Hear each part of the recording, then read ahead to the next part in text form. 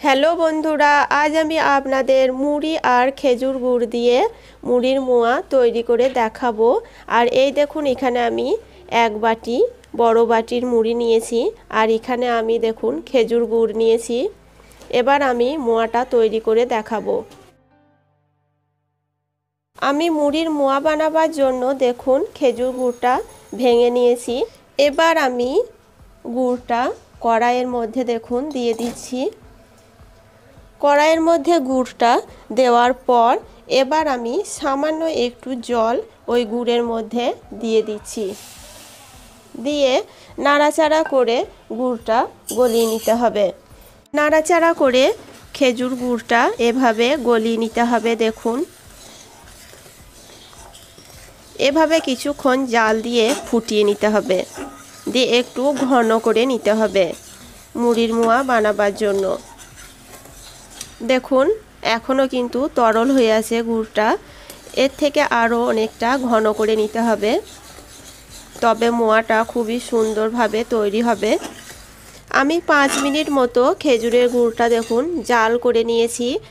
আর জাল করে দেখুন কতটা ঘন করে নিয়েছি। ঠিক এভাবে ঘন করে নিতে হবে মুড়ির মোয়া বানাবার জন্য। এবার আমি মুড়িগুলো এই কড়াইতে এখন দিয়ে দেব। সমস্ত মুড়িটা আমি এই গুড়ের মধ্যে দেখুন ঢেলে দিচ্ছি। এভাবে ঢেলে দিতে হবে। দিয়ে ঢেলে দেওয়ার পর গুড়ের সঙ্গে মুড়িটা এভাবে মিশিয়ে নিতে হবে। এভাবে গুড়ের সঙ্গে মুড়িটা ভালো করে মিশিয়ে নেবেন। আস্তে আস্তে গুড়ের সঙ্গে মুড়িটা ভালো করে মিশিয়ে নেওয়ার পর সুন্দর করে দেখুন কিভাবে আমি মোয়াগুলো বানিয়ে নেব।